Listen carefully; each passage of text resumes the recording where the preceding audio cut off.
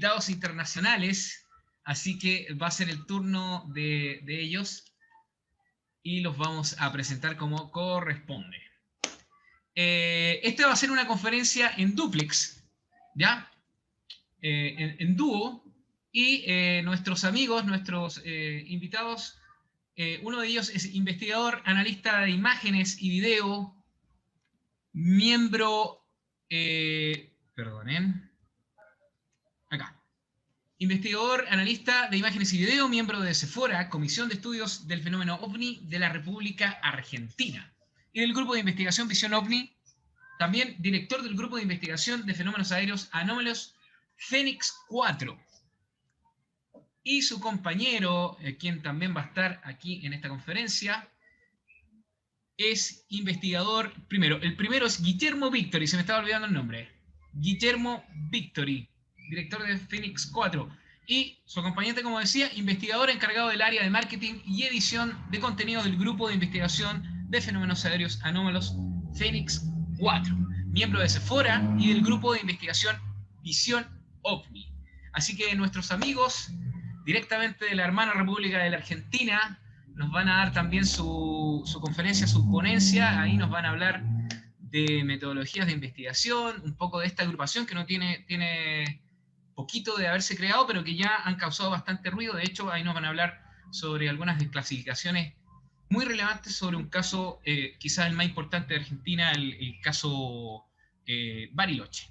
Pero no me adelanto más y los dejo aquí en nuestro escenario virtual a don Guillermo Victory y Pablo Álvarez. Adelante. Buenas noches. Soy Guillermo Victory, director del Grupo de Investigaciones Fénix 4 de la República Argentina. Somos la primera startup de este país en el desarrollo investigativo y tecnológico. Nuestro objetivo es desarrollar herramientas tecnológicas que permitan elevar los estándares de investigación del fenómeno. Estamos hablando de un fenómeno que tiene múltiples aristas investigativas, ¿no? Vamos hablando de hechos físicos, personales, de interacción con las personas. Nosotros contamos con un grupo bastante nutrido de personas idóneas, ¿no? Tenemos gente allegada a la física, o sea, físicos, médicos, psicólogos, ingenieros, que son material permanente de consulta cuando hacemos el análisis de un caso, ¿no? Porque, como decimos, creemos, nuestra filosofía es atacar un caso con múltiples herramientas. Como decía anteriormente, ¿no? La idea es nosotros generamos documentos, hacemos un estudio sistemático, ¿no? Y metodológico, y nosotros generamos documentos, pero no generamos hipótesis, ¿no? Nuestra filosofía de trabajo es, no importa el quién, sino el cómo, ¿no? Entonces, más allá, dejamos de lado lo que son los créditos personales, ¿no? De una investigación, y trabajamos como equipo. Hoy una persona se puede abocar más a la investigación que otras y no por eso le pertenece. Nosotros no creemos que una investigación pertenezca a alguien en específico. Creemos que el fenómeno es uno, y cuanto más personas lo investiguen y se vayan evidenciando de alguna manera con un sustento científico. Nosotros trabajamos más con el pensamiento científico, esa es nuestra metodología. Esto no quiere decir que nosotros dejamos de lado cualquier posible hipótesis que sea analizable, ¿no? Igual, la idea no es contarles cómo es Fénix 4, porque de eso se va a encargar mi compañero, mi colega Pablo Álvarez, luego de mi exposición, ¿no es cierto? La idea es hablar y desarrollar el tema de lo que es la ufología y las distintas novedades que hay últimamente se han presentado sobre casos que ya estaban en investigación y que ahora toman un nuevo, como un refresh se hace, ¿no? de todo esto con información nueva que fue llegando. Nosotros Sephora estaba estudiando, investigando un caso de 1962 de la base comandante Espora, en la cual se había llegado off the record, como toda la información que llega a los investigadores es off the record, ¿no? Y se va nutriendo con los testimonios de distintos testigos y distintas cosas, documentos que van apareciendo. Y lo lindo de la investigación, ¿no? Es cuando todo esto que es off the record se puede llegar a acceder a través de leyes, ¿no? Porque otra parte de la metodología, que después igual lo va a comentar más a fondo Pablo, es trabajar con la parte jurídica, porque tenemos herramientas. Hay una nueva herramienta de libertad de información en la República Argentina y nosotros hacemos uso de esas herramientas. Entonces, como la ley de FOIA en los Estados Unidos, también se pueden pedir informes y en general podemos trabajar desde múltiples aspectos sobre un mismo caso. Se hizo una investigación, ha surgido nuevos testimonios, nuevos relatos sobre este hecho en 1962. Y con la reciente apertura de documentos de la CIA, sale evidenciado que sí hubo en 1962, en la base Comandante Espora, hubo reportes elevados a los Estados Unidos sobre el estrellamiento de un objeto volador no identificado, donde aparecen 2 seres que han sido recuperados y enviados a ese país, ¿no es cierto? Esto era información que ya se tenía, vuelvo a decir, off the record, y llaman a Constantino Núñez, un médico naval, a constatar a la base de 2 cuerpos. ¿Qué es lo que dice Constantino? Él evidencia que no eran cuerpos humanos, por la morfología que tenía el cuerpo, y se sabe que esto fue retirado del país en una pista, que eso es un dato interesante, porque el conocimiento de esta pista, una pista que no pertenecía a la base, que estaba alejada de la base, fue construida únicamente para que este avión pueda aterrizar, bueno, avión de bandera norteamericana, que pueda aterrizar y retirar tanto los cuerpos como los restos de esta aeronave, de este objeto volador no identificado, ¿no? Y se pudo hacer un seguimiento, de hecho se está trabajando ahora, hay detalles que por ejemplo no voy a nombrar porque es parte de la investigación, que en su momento se va a elaborar un informe, obviamente va a quedar asentado ahí, y todos estos datos, algo que me faltó comentar anteriormente, es sobre la constatación de los datos, las fuentes, la corroboración de fuentes, algo muy importante en estos casos, porque indicios pueden aparecer en un montón de lados, pero no serían una fuente, digamos, demasiado confiable. Entonces la constatación de los datos tiene que ver con el trabajo metódico de buscar las fuentes, corroborar los datos, hacer pedidos de informes a través de la Ley de Libertad de Información, tanto en nuestro país como en el exterior, porque esto involucra a 2 naciones y tenemos la suerte de que se haya generado esta ley que nos permite a nosotros hacer un pedido y ellos tener la obligación de devolvernos la información que nosotros solicitamos. Y al haber 2 naciones que te dan esa herramienta jurídica de poder pedirlo, porque es un derecho que tenemos todos, hacer un entrecruzamiento entre los datos que nos envían desde nuestro país con la libertad de información, sobre lo que se actuó en este caso en específico, y a su vez la contraparte del gobierno norteamericano. Así que es un caso muy interesante y me hace recordar, bueno, Rodrigo Fuenzalida en su inicio de la conferencia hablaba justamente de Bahía Blanca. No es que se haya dado exclusivamente este caso en 1962, sino es un lugar que tiene múltiples registros de fenómenos extraños, lumínicos, de naves, de un montón de cosas. Sin ir más lejos, justamente en esa zona, en Bahía Blanca, se da el caso del rally, que involucra pilotos chilenos que estaban participando de un evento deportivo, en los cuales se da un suceso que no deja desconcertados a muchas personas. De hecho, bueno, no voy a... Sé que muchos conocen los pormenores, ¿no? Pero sirve como para citar que es una zona en la cual se han dado muchos fenómenos y no sería la primera vez. Así que es un lugar muy rico. Yo tengo la suerte de haber podido conocer la base de Puerto Belgrano, Bahía Blanca. He estado in situ en el lugar donde se reportan otros incidentes más, ¿no? Hay reportes de incidentes que estaban haciendo eh, ¿cómo se diría? Estaban haciendo un ensayo o unas pruebas de guerra, unos juegos de guerra en unas embarcaciones de la Armada Argentina, en el cual se divisan objetos que emergen del mar y salen hacia tierra y regresan. O sea, no es la primera vez que en esa zona se dan este tipo de casos, y como estaba comentando, ¿no?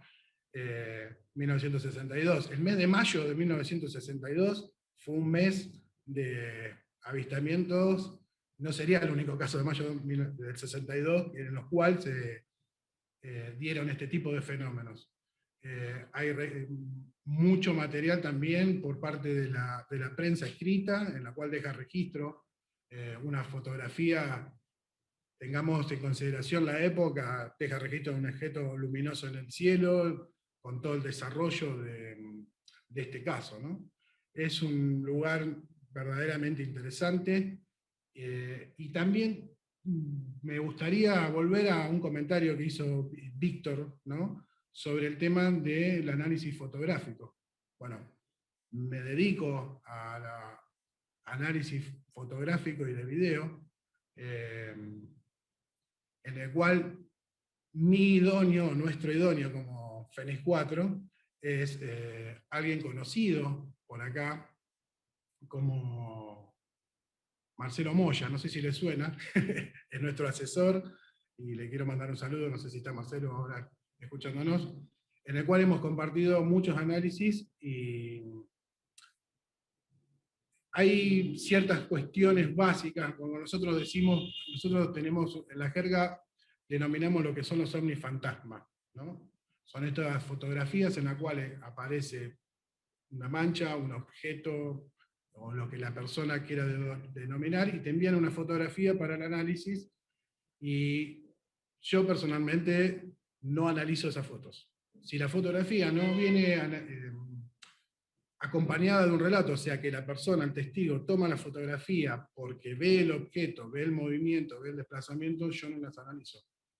¿Por qué? Porque, como explicaba Víctor, que él también tiene mucho conocimiento del tema fotográfico, hay cuestiones técnicas en las cuales se representan estas manchas, los famosos LED flare, y por una parte técnica, un insecto que pasa, no sabemos si muy lejos o muy cerca de la cámara, por eso no se puede tomar tamaño, no se puede hacer medición sobre eso, por un tema técnico que es la velocidad de obturación y de otras cuestiones, puede ser cualquier cosa, absolutamente cualquier cosa. Y de hecho, Marcelo Moya tiene un backup impresionante de pruebas que él tiene y de muchísimos casos que ha investigado, y él puede prácticamente decirte exactamente qué es lo que se está captando ahí. Pero esto viene de un devenir de mucha información, muchas pruebas, muchos análisis que fue realizando, y uno entrena el ojo.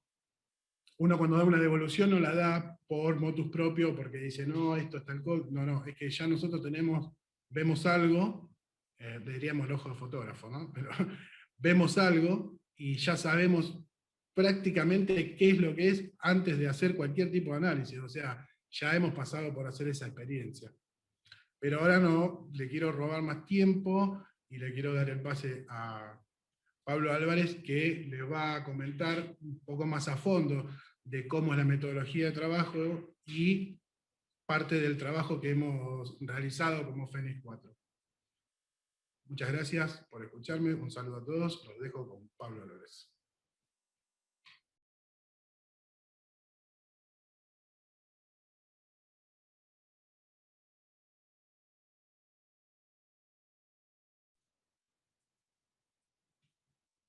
Buenas, ¿cómo les va? Bueno, ya me presentó Guillermo, mi nombre es Pablo Álvarez, pertenezco al grupo de investigación Fénix 4 y quería un poquito llevar todo esto que les habló Guillermo a la práctica. ¿Qué es lo que hacemos en Fénix 4 como para llevar esto a la práctica? Entonces la idea que yo tenía era contarle algunos aspectos de cómo encaramos la investigación, como para que tengan una idea de el respeto que tenemos por toda esa filosofía que les acaba de contar Guillermo Victory. Me gustaría empezar hablando del tema testigos. En Fénix 4 lo que tratamos de hacer es, cuando nos ponemos a iniciar una investigación, es determinar quiénes han sido los testigos del caso, sea cual sea el evento, y los catalogamos en testigos principales y secundarios. Pero esta clasificación no es una clasificación que les dé importancia a su testimonio, simplemente es una categorización para tener un ordenamiento del caso. No es más importante el testigo principal que un testigo secundario. De hecho, tenerlos catalogados así nos sirve para, de alguna manera, como trabajamos mucho en Fénix, con lo que se trata la corroboración de datos, es que muchas veces los testigos principales pueden corroborar lo que dijeron los secundarios y los testigos secundarios pueden corroborar lo que dicen los testigos principales. Entonces, a mí se me había ocurrido, en realidad se me ocurrió ahora, así que vamos a ver cómo sale, plantear un ejemplo de esto, así, inventado en el momento. No es ningún caso real ni es nada que haya sucedido. Vamos a suponer que hay un evento de un avistaje ovni en un descampado, en momentos que un señor va a retirar su auto a un taller mecánico, retira el auto del taller mecánico y allí mismo, antes de tomar la ruta para dirigirse a su domicilio, se produce un gran resplandor sobre, digamos, la margen contraria de la ruta, y él manifiesta haber visto un objeto volador no identificado para él, en principio, que viene sobrevolando la zona, que despide una gran luminosidad y que pasa por sobre una arboleda, y la arboleda tendría, dice, vamos a ponerle, 15 metros de altura. Perfecto, tenemos un testigo. Podríamos tener un segundo testigo secundario, que podría ser quien atiende el taller mecánico, con lo cual, sin ser un testigo que ha tenido incidencia directa en el avistaje, sí es un testigo que puede decir que sí, que efectivamente fulano de tal ha concurrido ese día a retirar el auto del taller, con lo cual de alguna manera estaría corroborando que en principio el testimonio del testigo principal podría ser cierto. Pero a su vez, podríamos decir que localizamos un testigo, también secundario, vamos a decir, 1000 metros de distancia de ese taller mecánico y de esa arboleda donde el testigo principal dice haber visto un objeto volador sobrevolando muy bajita la zona y pasando por arriba de los árboles que miden 15 metros. Ahora bien, si este testigo a 1000 metros de distancia dice que él también ha visto el objeto volador no identificado, estaríamos en un problema, porque allí los testimonios no estarían siendo ratificados. ¿Por qué? Porque a 1000 metros de distancia sería muy difícil que una persona vea un objeto volador que viene volando bajo y pasando a 15 metros de altura sobre la superficie. Con lo cual, el testimonio del tercer testigo nos sirve para plantear la duda sobre el caso, sobre el testigo principal. Con lo cual, podría a partir de allí iniciarse otra línea de investigación. Entonces, ¿para qué sirve tener esto muy claro? Para que cada testimonio y cada testigo sean comparables lo que uno y otro dice, de manera tal que nos permita eso ahondar más en la investigación. Porque si simplemente analizamos el caso y nos quedamos con el testigo principal, nos estaríamos perdiendo de muchas otras posibilidades. Otra de las posibilidades, por ejemplo, sería en los casos que deben analizarse dentro de un evento cada uno de los ítems o de los subeventos que podrían ocurrir dentro de ese gran evento. Como por ejemplo, vamos a suponer que en esa misma zona hay una torre de alta tensión, ¿sí? Y el testigo principal manifiesta que el objeto tuvo un gran resplandor de luz y luego avanzó. Pues no estaría mal, como segundo evento o subevento, plantear la posibilidad que la torre de alta tensión hubiera tenido algún tipo de desperfecto y hubiera sido la que provocó todo ese gran resplandor lumínico, ¿sí? Con lo cual, teniendo este caso, fíjense todas las aristas que uno puede empezar a investigar y que debe investigar cada una de esas aristas.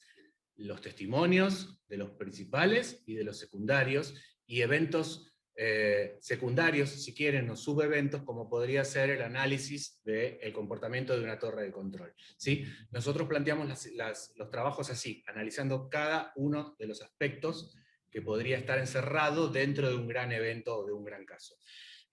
Respecto a esto de los testigos, es una herramienta que probamos hace poquito, en ocasión que estábamos investigando el famoso caso Bariloche, que se produjo aquí en el 31 de julio de 1995 en la ciudad de Bariloche, al sur de Argentina.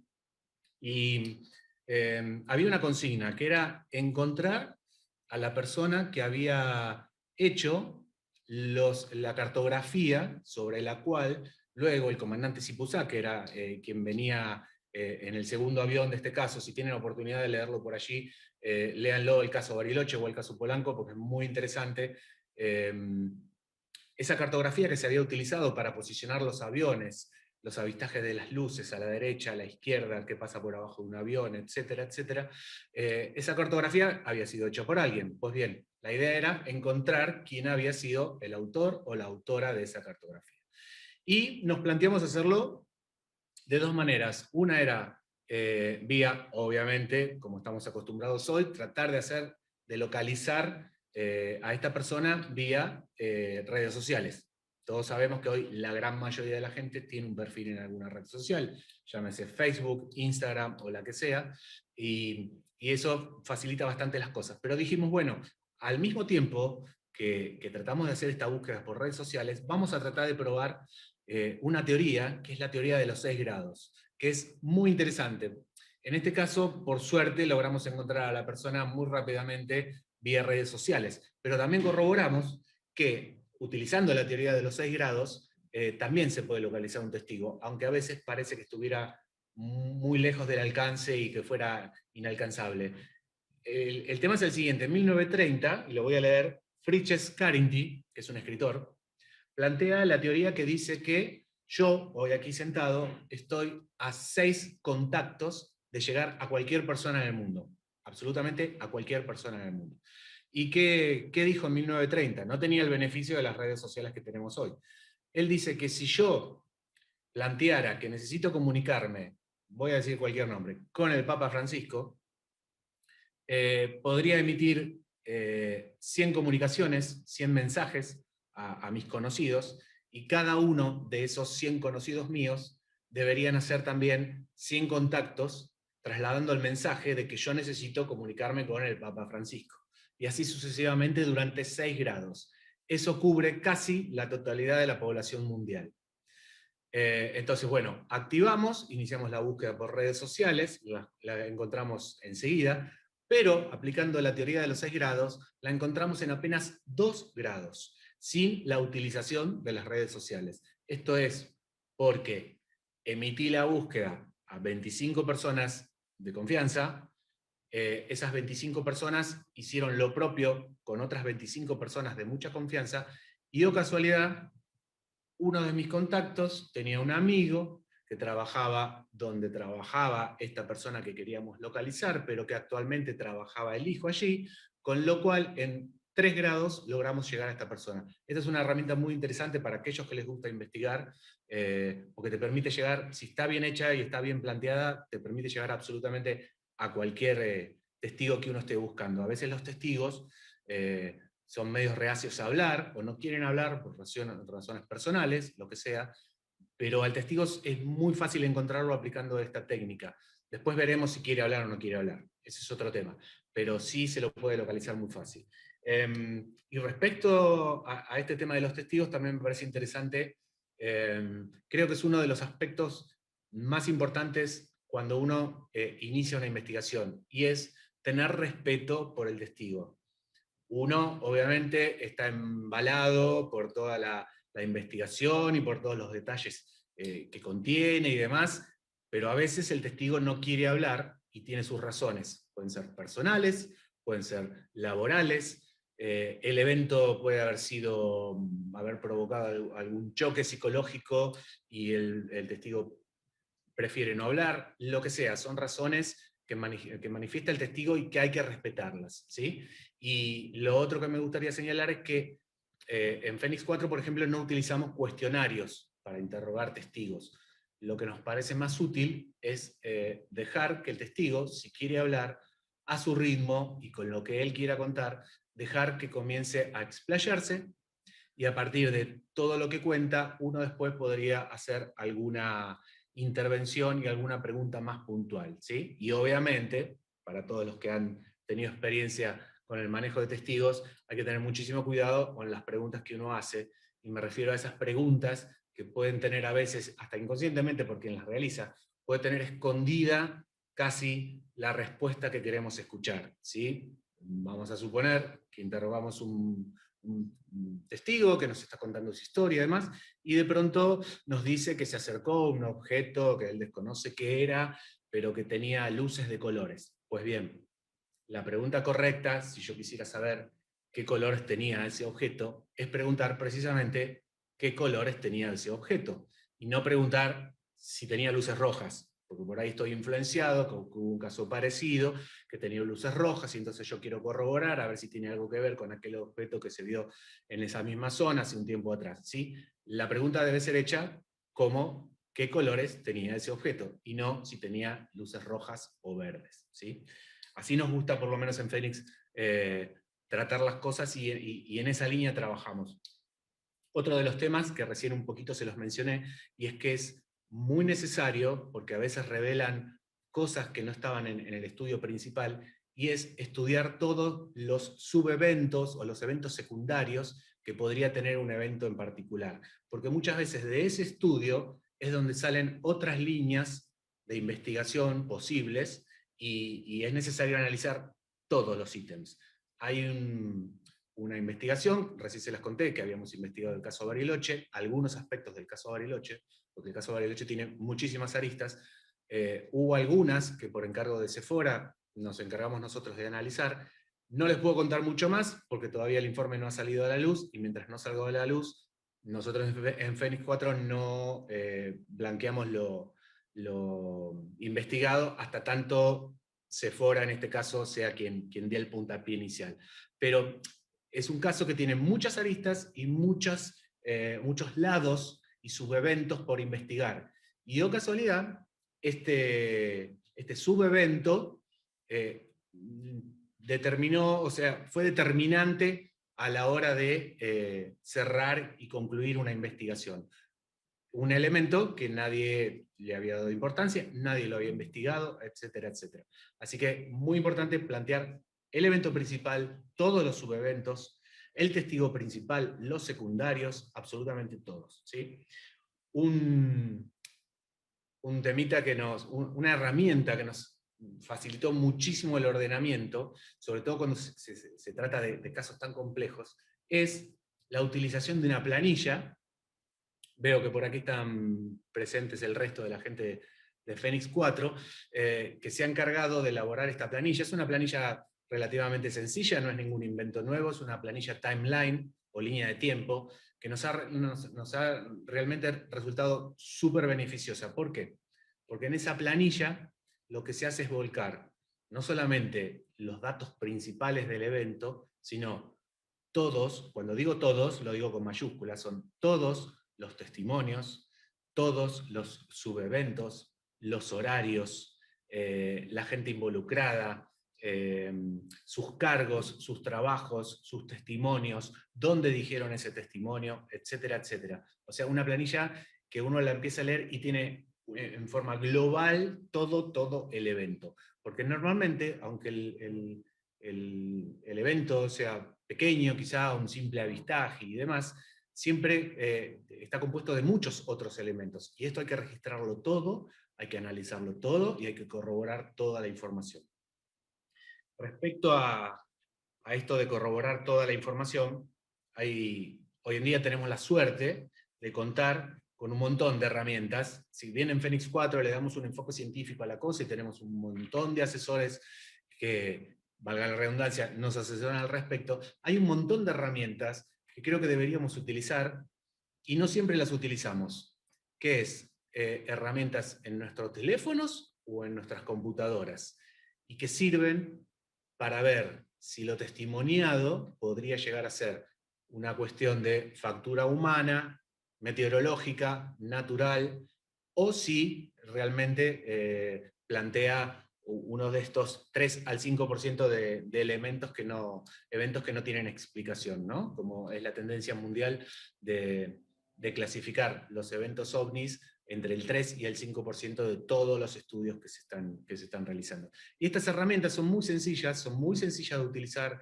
Estaría bueno que todos los que nos gusta este tema, los que simpatizamos con este tema, los que hacen periodismo con este tema, divulgan también este tema e investigan, tengamos siempre a mano y sea el primer recurso al cual recurrir. Y se trata de aplicaciones como la ISS Lib, Heavens Above, Stellarium, que me parece maravillosa para determinar y no confundir lo que se ve en el cielo con un astro o una estrella.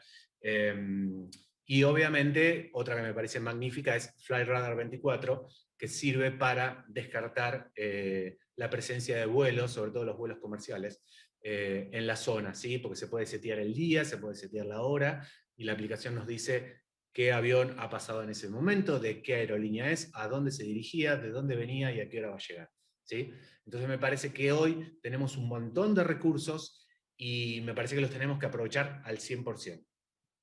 Hay otro tema interesante que mencionó Guillermo, que fue el tema de la desclasificación. Aquí en Argentina se produce la primera desclasificación OVNI en el país, con el caso Bariloche.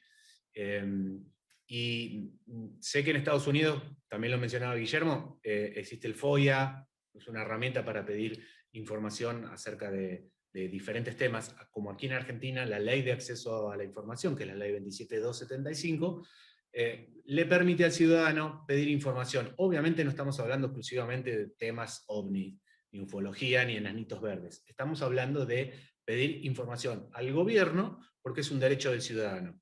Y puede ser una información que tenga que ver con lo económico, con la educación, con la salud, o, como en este caso, con investigaciones que ha hecho el gobierno ante la presencia de X evento, tal día, de tal año. ¿Sí? Entonces uno lo que hace es ampararse en esa ley, comunicarse vía internet, aquí en el país es muy sencillo, vía internet, y se le pide al organismo que corresponda que por favor nos remita lo actuado, lo investigado respecto a, por ejemplo, en este caso del caso Bariloche, lo ocurrido el 31 de julio de 1995, en ocasión que dos aviones dicen haberse encontrado con un evento lumínico en el cielo, con un objeto volador no identificado y demás. Y queremos saber qué se ha hecho al respecto, qué se ha investigado, y entonces así sí, el gobierno nos remite la información. Esa es una herramienta muy, muy valiosa, y es una herramienta que la puede pedir cualquiera, no solamente tiene que ser argentino, la puede pedir absolutamente cualquiera, de manera igual que nosotros podemos pedir, por ejemplo, a FOIA, cualquier tipo de información también.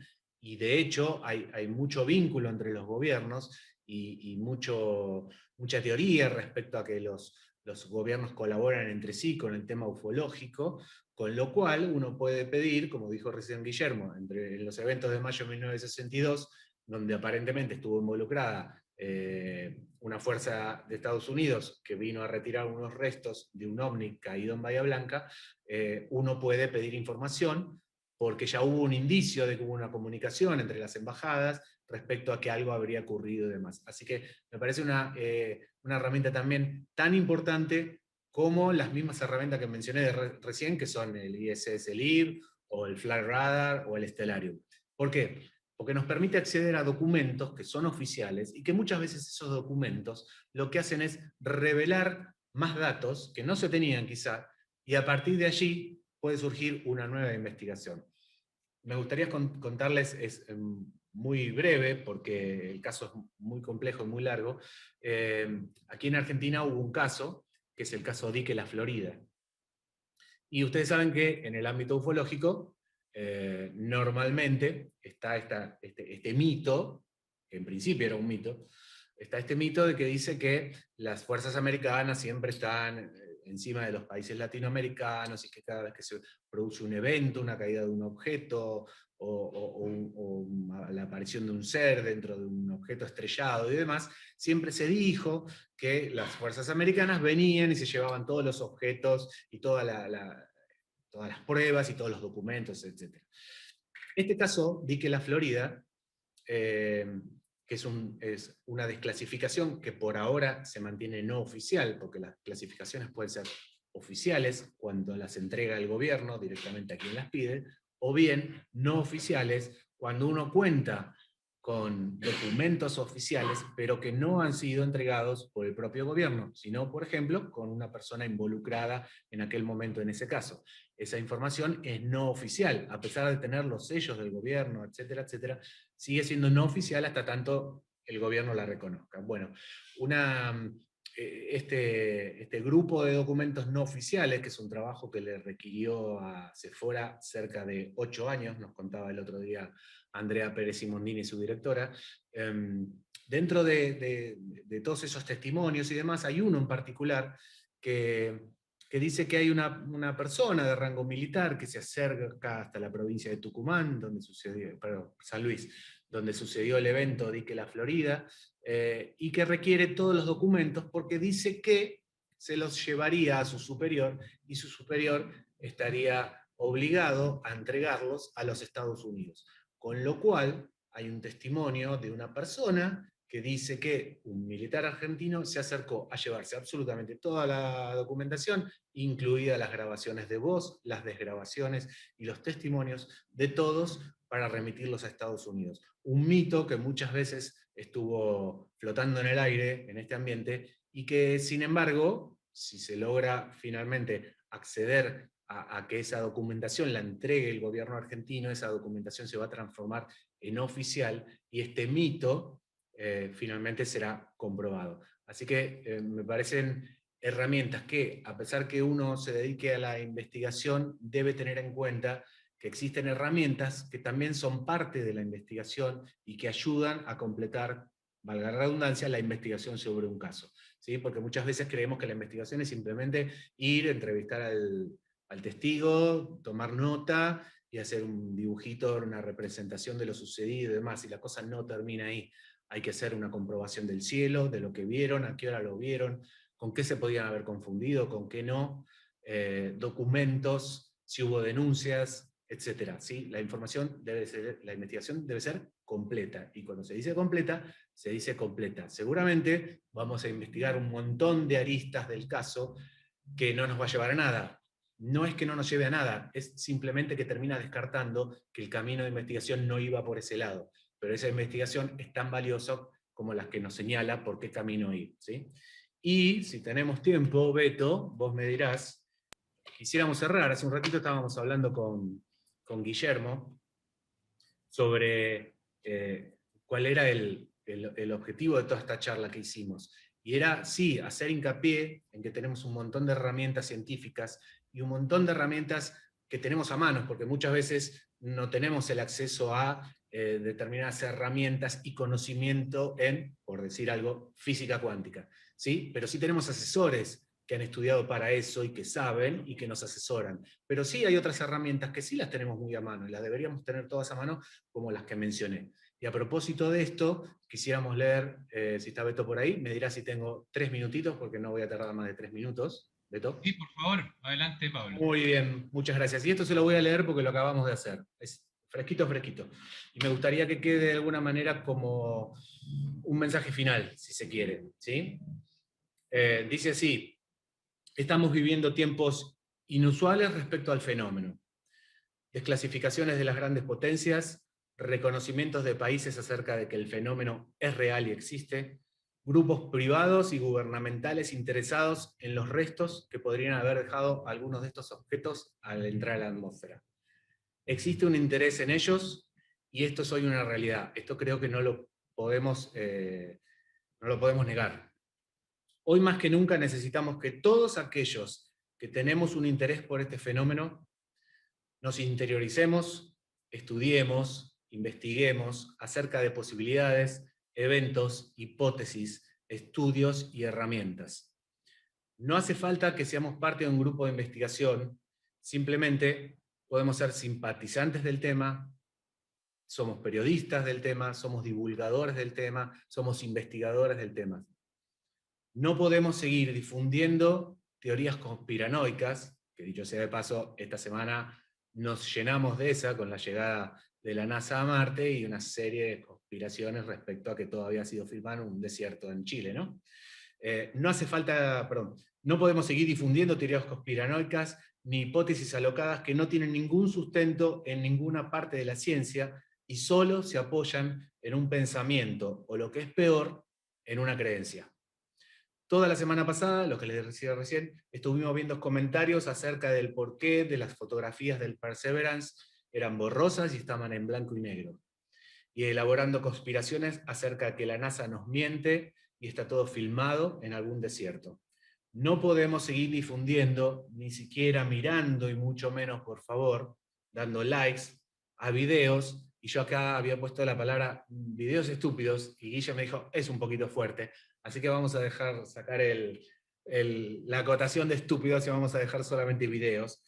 No podemos seguir difundiendo, ni siquiera mirando, y mucho menos poniendo likes a videos por las redes, que lo único que hacen es confundir pájaros, insectos, manchas en las lentes de las cámaras, globos, satélites, aviones, drones, ingreso de chatarra espacial o cualquier otro elemento de factura humana o natural.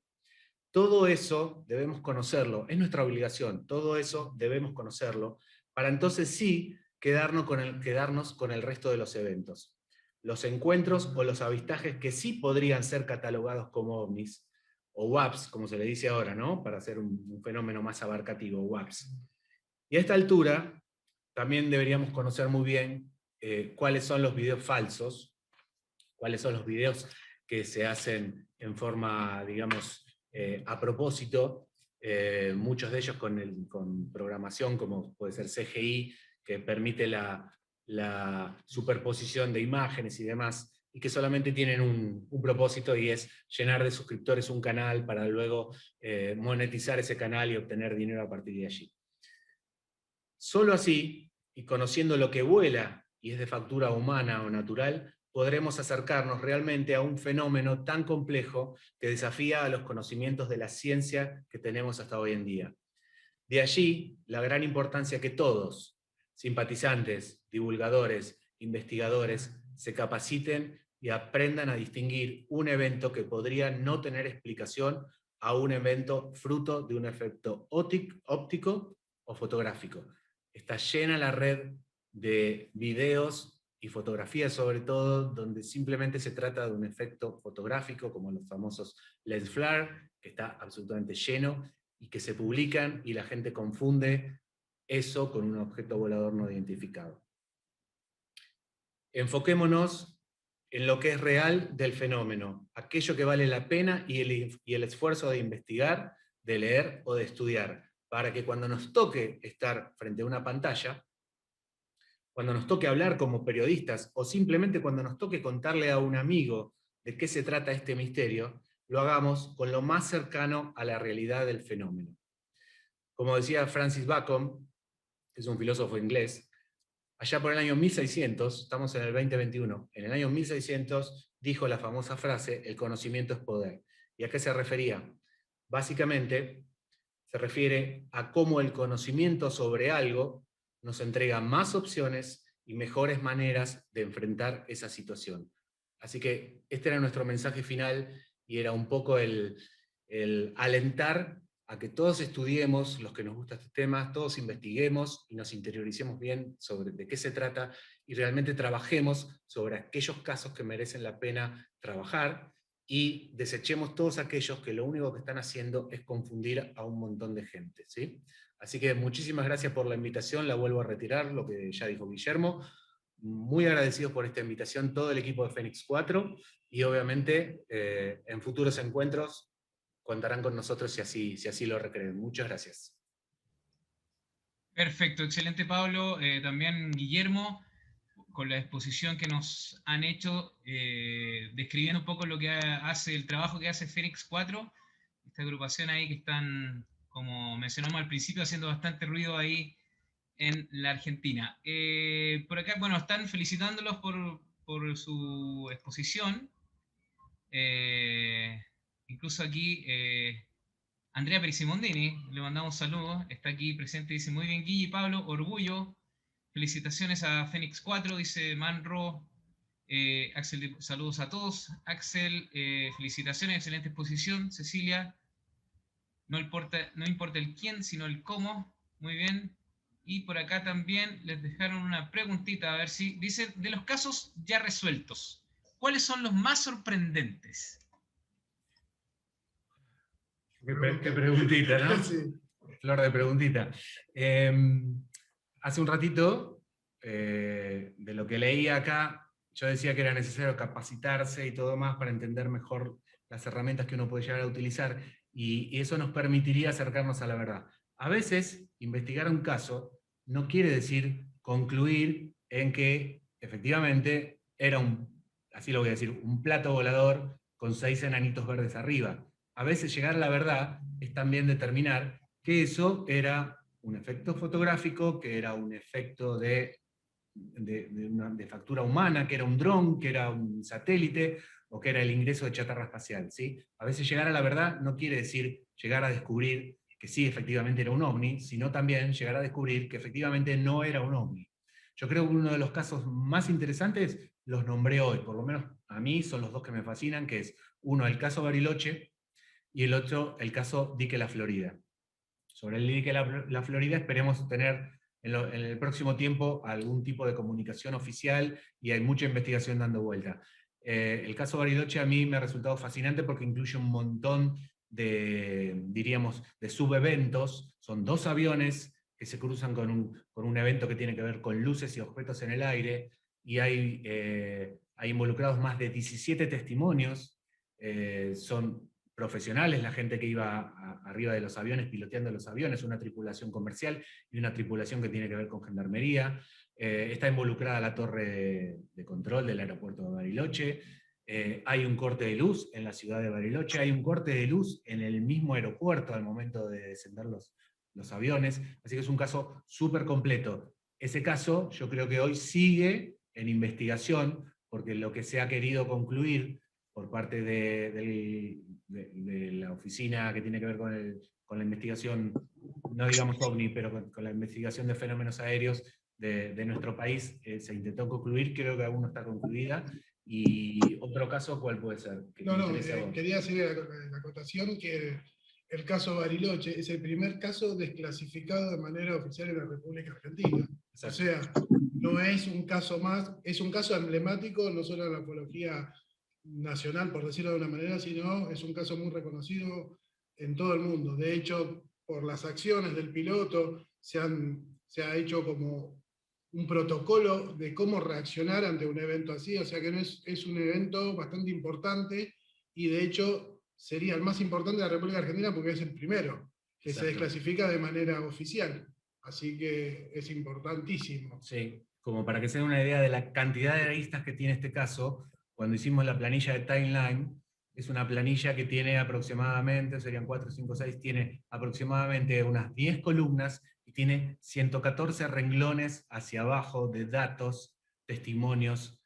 Cada uno de esos renglones es un subevento, o sea, dentro de un mismo evento que fue 2 aviones viendo algo en el cielo de Bariloche, el estudio total del caso desglosa a él mismo en 114 subeventos. Es una maratón y un trabajo titánico el investigar cada uno de estos subeventos. Yo creo que es de los 2 casos más interesantes, y lo que se está dando ahora, que está saliendo a la luz, de mayo de 1962, en Bahía Blanca, que también va a dar que hablar.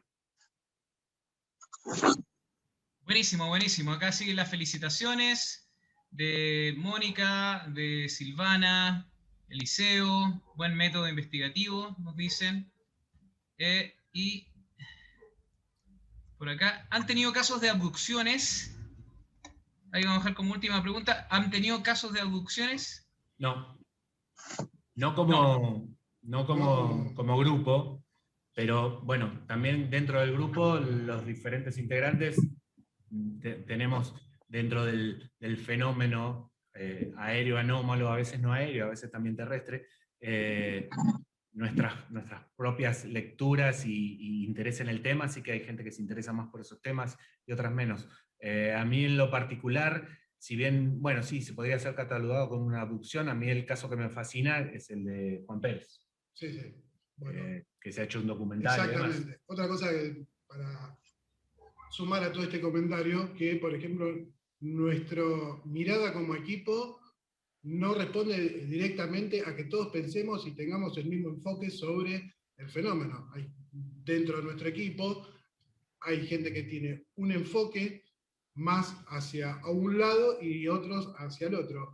Pero todo lo que son interpretaciones personales o como nosotros vivamos o encaremos el fenómeno o la investigación del fenómeno queda completamente de lado y trabajamos como equipo en una sola línea, ¿no es cierto? O sea, podemos tener una mirada, por decirlo así, una mirada más técnica y otra una mirada más etérea del fenómeno, o de ver y interpretar el fenómeno, pero en el momento de la investigación nosotros todos trabajamos sobre el pensamiento científico y de ahí nos desarrollamos. ¿Esto que nos permite? Nos permite la libertad de poder sumar, porque muy por el contrario que mucha gente cree y dice, no, si van por el pensamiento científico descartan ciertas posibilidades, no, no pasa.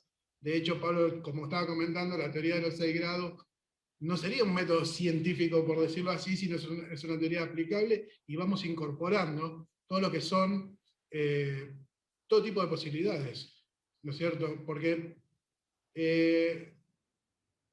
por decirlo así, ¿no? Viene una persona que dice, yo me contacto con seres de... Eso me lo hizo Pablo a mí y me hizo entrar como por un tubo.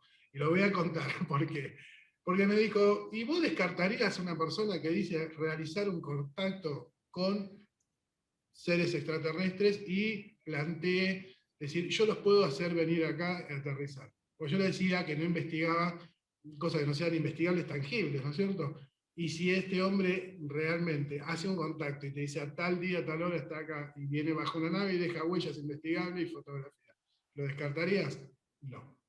Y bueno, eso es lo que demuestra que la apertura que tenemos hacia distintas aristas de este fenómeno que es súper complejo y que abarca, es multidisciplinario, porque podemos tener análisis de terreno, análisis químicos de un residuo biológico que ha quedado, como la parte de la mutilación de ganado, que se hacen muchos estudios en los cuales se encuentran por ahí o no sustancias, porque esto es importante, como decía Pablo anteriormente, es no todo lo positivo, o sea, decir sí eran enanos verdes que venían no sé de dónde, pues no X, sino llegar a la conclusión de decir no, es un fenómeno natural que se produce por una bacteria X, ¿no es cierto? O sea, no siempre la búsqueda real es la verdad. Exacto. Sea cual sea, ¿no es cierto? Si es un evento que es explicable, perfecto, lo explicamos.